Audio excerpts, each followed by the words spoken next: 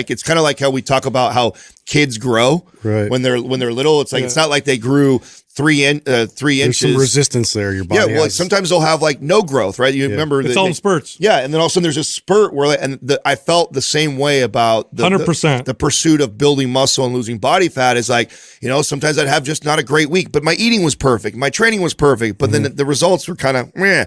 But then the next week comes and it was like, oh wow, I felt like I'm making a big leap. Like a release. Yeah. So I would always err on the side of, hey, I can stick this out for another 2 weeks to give it a chance to show me the results versus, oh man, I didn't move very much this week. Oh, drop calories more, or pick up this. And it's like, when I did that, I felt like I always ended up overcorrecting. So when you're in this process and you feel stalled, test it for another week or two.